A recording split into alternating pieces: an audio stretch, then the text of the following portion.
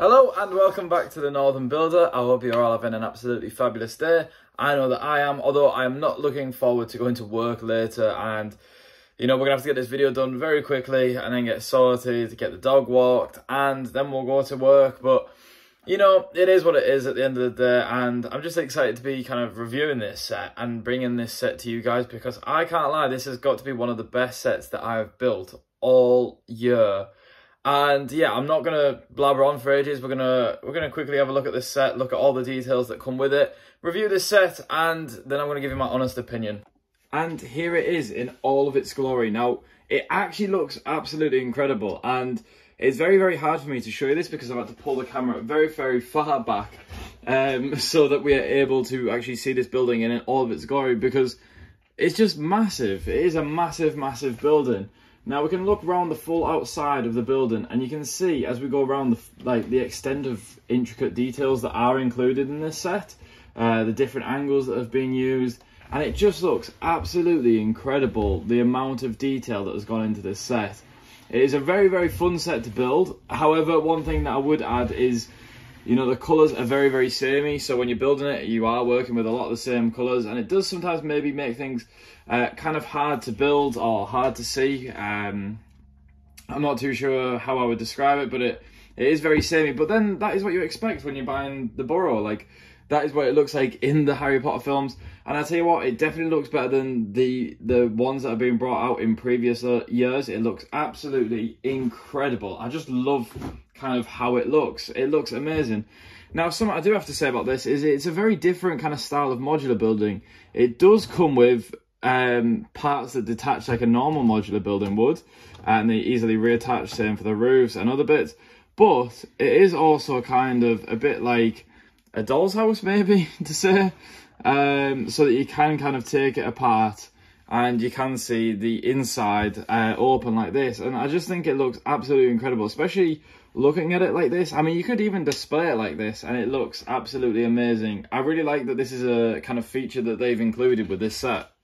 Now, when we take a closer look up, you can see that there is quite a few rooms within this building, and it is kind of very, very strange how they have done things.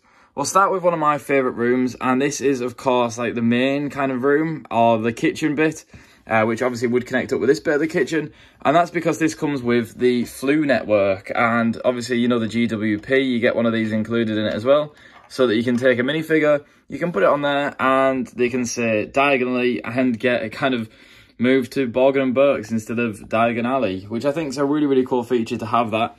We also do have this little feature here in the bottom corner, and this obviously is a reference to the second movie, to the Philosopher's Stone, where Harry walks into the Weasley's house and the pan is cleaning itself, or the brush is cleaning it. And we also have this one, another one from the Philosopher's Stone, where it's knitting itself, something's knitting itself, so we have that as well. There is also the dining room here with a lot of cool features and these plaques, which are mystery ones, so you don't know who you're going to get with them, which I think is really, really cool. And on this side, we do have a clock that moves, and that's obviously the Weasley family clock with all the family members on it. There is an awful lot of sticker pieces that come with this set. I think there was about 50 odd stickers that come with this set. However, there is also a lot of pieces that come printed as well, which I think is really cool. Moving up, we've got a bathroom on this floor, which does kind of, you know, not really connect when you kind of close it. It is on a bit of a weird angle, but that's okay, and I fully understand that. It's not like you see it or that it's a major problem. And on this floor, we do have, and I believe this is probably Mr. and Mrs. Weasley's bedroom on this floor, with some kind of nice little books on the shelf, and also like a miniature telephone box, which I think is really cool. Just because that is obviously how they get to the Ministry of Magic. Now, above the dining room, we have got Fred and George's bedroom, and that's really cool because we've got the Weasley Wizards, the sweet box, and there's also a few other ones on the back shelf there, and one kind of hiding up there on the shelf. And they've also got a sticker plaque that says how to make sweets, or recipes for success for their business, which I think is a really cool feature. Now, up here, we have got another bedroom, and I believe this one probably is Ron's bedroom, mainly because of the Gryffindor thing on the bed, although it could also be Ginny's bedroom, but I'm not too sure. And then there's also a nice book and quill, or paper and quill. And I think the quills in this are really cool because they put on floating bits, so it makes it look as if they are floating. And above on this tower, we've also just kind of got like a little view spot which connects to this bit when you close it. I think that is a really cool feature. Something I do love as a little hidden feature is in here, there is the, is it Bertie Bott's Every Flavoured Beans? There's a pack of them hiding in there, which I think is a really cool feature. And I can't remember where we put it, but there is also a chocolate frog hiding somewhere within this build, and I can't remember for the life of me where it is. Another feature that I do want to highlight is on this shelf, and you can't quite see it, but directly in front of my finger, there is also the little poof thing that they squeeze, and it like shoots out the powder as well. It's such really cool little features with this set. Now, something I do want to highlight, and obviously we'll look at these rooms as well, but this is something that I find really weird, and especially when building it, is that you take this section off, and you build this section on its own, but it just looks incredibly weird now without having any building on either side. But when you close it up, it kind of does make sense and it all connects together. So it is a really cool build in that sense. It's just really funky for them to do that, and I really like it. Now, the two other rooms left to look at, well, three kind of technically. We've got this tiny room in here, and that's where it is. That's where the chocolate frog is, if we can see. In there's a little chocolate frog on the floor. There's also just a kind of, if I can do this one-handed, there is also just kind of a little spanner as well on the floor of that. Now, the room above it, we do have another little bedroom, and this is a Chun-Li's cannon bed, and this one looks really cool. It's really hard to do one-handed, but we can see some other posters up there, someone on a broomstick, 3 different clocks, a nice little carpet on the floor, and a cool little bed, as well as the door on the balcony. I feel like this is really cool to have, a really cool little feature, and I really like how it is. I just love it. I love the angles of this build. I just think it's absolutely amazing. Now, the final bedroom that we have to look at is this one here with a green bedding and the Boy Who Lived kind of poster. You can see that there. And also this feature, you kind of build the poster for the bathroom, or the shelf for the bathroom within this section, so that when you put it on, the shelf is on an angle, which I think is really cool. And we can also see a few other posters up on the wall of this room if we can get in and see. There is a few other posters up there, and it is really hard to get in, see the angles of this build, because, you know, the angles are literally everywhere. They go in every which direction, and, you know, there is no telling which way they're kind of going to go. But when you look at it and they use the different angles and we connect every last bit together, it just looks insanely good. It looks absolutely incredibly good. Now, on the outside, we do have some other little features like this porch, which does disconnect. So you can see it moves there, and you can reconnect it on this side. And that's something the book kind of incentivizes you to do, because this pen is exactly the same. You can disconnect this and reconnect it there. So it's completely up to you how you want to have this, or you can get rid of the pigs and stuff as well, and just have it as like a little front garden for the Weasley's house. I think it's really cool, and it's a really nice feature to kind of have extra module kind of styles to this build. Now, one thing I would add about this build is it is very kind of ropey to carry. And to be honest, I disconnect it to carry it, because the only thing holding this on is 2 pins, literally 2 pins there. And it is quite scary to move. It is really scary to move, but I don't know, it is what it is at the end of the day, because to have the open feature, you're going to have that as well. But I just love it. I love the style, like even these for windows, stickers for windows, the angles of some of the windows are absolutely incredible. Like, it's just absolutely amazing. I love these angled windows. I love the different use of windows. It's very put together. It's very, like, Weasley vibe. It is very much the Weasley's house, and I think it looks incredible. LEGO have done an absolutely amazing job with this. The only thing we have to look at now is the minifigures, and they're all laid there. So, yeah, we'll have a look at them.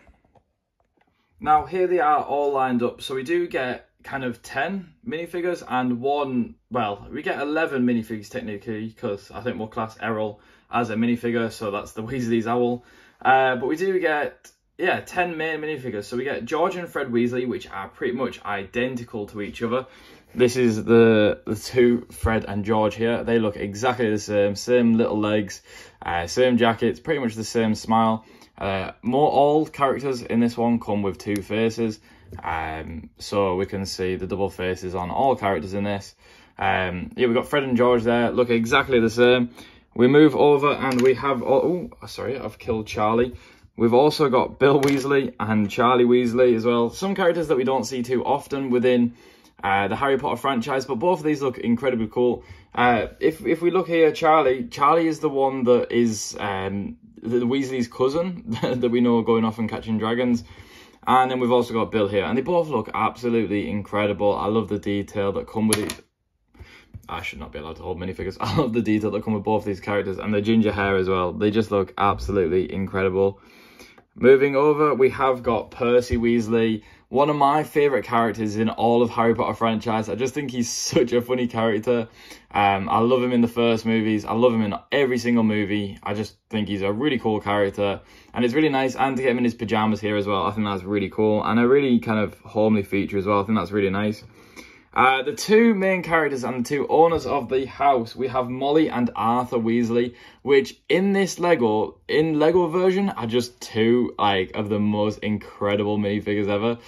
Like, Molly just looks incredible. I love the kind of what she's wearing and the arm printing as well. It just looks amazing. The back printing, it all looks incredible. And Molly is one of my favorite characters again. I love the "where have you been?" and just every single bit about her is just, she's cool. She's such a funny character.